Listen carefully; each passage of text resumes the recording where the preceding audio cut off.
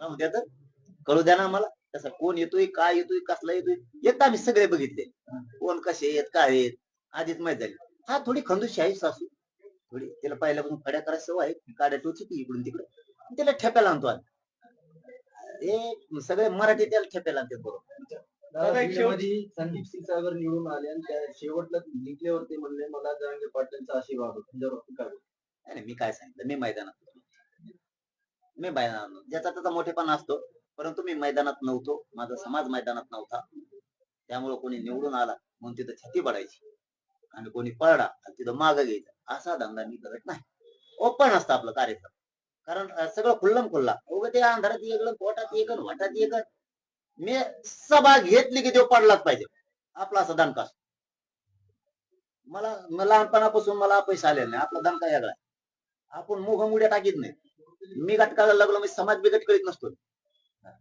काहीतरी काय म्हणून त्याला, ती एक भाप असती, एक मस्ती असती. त्यावेळेच काय असतं, त्याला काय म्हणून आपण, गुर्मी असती एक. त्या निवडणुकीच्या काळात काही धुंदीत असतो माणूस, काही सुचतच नाही. ते धुंदच वेगळी असते, ती धुंदीत नाही सगळं.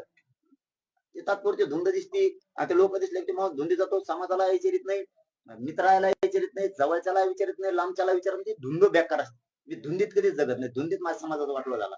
समाजाचा गोतवाळा जमलाय म्हणून कुठेतरी एका जातीवर लोक उभा करायचे, पाडायचे आणि समाज संकटात उभा करायचं, हे मी कधीच होऊ देत आणि कधी जीवनात होऊ नये देणार. मी खूप काही पिढ्याना पारच्या शिदोऱ्या समाजाच्या लेकराला उडणार नाही एवढ्याला करून ठेवणार. फक्त माझ्या शरीराने साथ द्यावा आणि माझ्या समाजाने मला आशीर्वाद द्यावा. बस मी फक्त मधी जाऊ नये, शरीर मला साथ देत नाही म्हणून माझी काहीच अपेक्षा नाही देवाकडे सुद्धा. मी समाजाला असं आयुष्याचं पिढ्यांना पारच पुरत एवढी शिदोरी मोठी करून ठेवणार.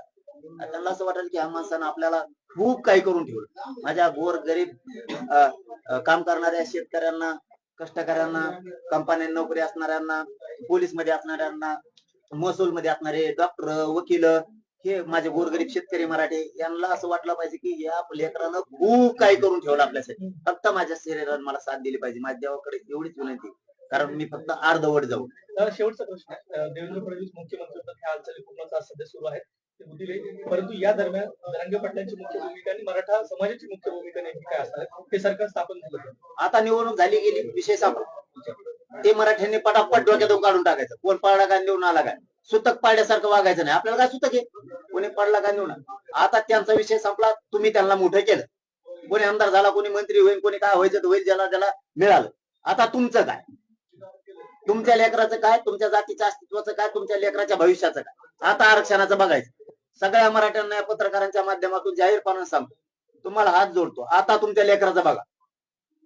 आता लढाई स्वतःच्या लेकरासाठी, कारण त्याला उद्या ऍडमिशन घ्यायचंय, त्याला नोकर भरत्या निघणार आहेत, तिथं प्रमाणपत्र पाहिजे, त्याला आरक्षणाची गरज, त्याला कोणत्याही क्षेत्रात जायचंय, त्याला इंजिनियर व्हायचंय, त्याला डॉक्टर व्हायचंय, त्याला एमडी व्हायचंय, एमबीबीएस व्हायचंय, बीएचएमएस व्हायचंय, त्याला मोठमोठ्या क्षेत्रात जायचंय, त्याला कलेक्टर व्हायचंय, त्याला तहसीलदार व्हायचंय, त्याला आरोग्य अधिकारी व्हायचंय, त्याला पोलीस भरतीमध्ये जायचंय, त्याला पीएसआय व्हायचंय, त्याला आयपीएस आय दर्जाचा अधिकारी व्हायचंय, त्याला इंजिनियर व्हायचंय, त्याला अनेक क्षेत्रात जायचंय, त्याला परदेशात शिकायला जायचंय. त्यासाठी तुमच्या लेकराला आरक्षण पाहिजे.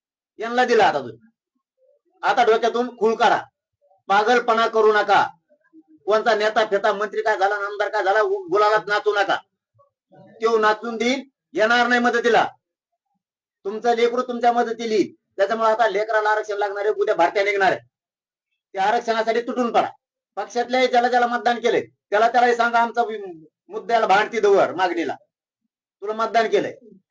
मग तो भाजपचा असेल, नाही तर काँग्रेसचा असेल, नाही तर महाविकास आघाडीचा युतीचा असेल. मराठ्यांनी आता एकजूट होऊन सामूहिक आमरण उपोषणासाठी अंतरवालीतल्या तयारीला गावागावातल्या मराठ्यांनी लागा, घराघरातले मराठी तिकडे काम उरकून घ्या. सरकार स्थापन झालं की मी तारीख डिक्लेअर करणार. त्यामुळे सगळ्यांनी अंतरवालीकडे यायचं, काम उरकून घ्यायचं. अर्ध्या लोकांनी आपण शेतकरी आहेत, शेतात राहायचं, अर्ध्या लोकांनी अंतरवाली. काय होत नाही, 10-15 दिवस काम बुडाले. सगळे आमरण उपोषणाला बसू. उपोषण किती दिवस चालणार आहे? जवळ देत नाहीत तवर, आम्ही जवळ मरत नाहीत तवर ठाम आहे. गमून नाही ठाम, कोणत्या दिवशी ठाम नाही. आंदोलन अंतरवालीच राहणार. अंतरवालीतच आणि घराघरातल्या मराठ्यांनी मग उत्तर उठायचं नाही. कोणी जातात, तुम्ही उठत नाही, मी उठत नाही, चलन देऊ, बघू कस काय आपल्याला आरक्षण देत नाही. धन्यवाद. पाणी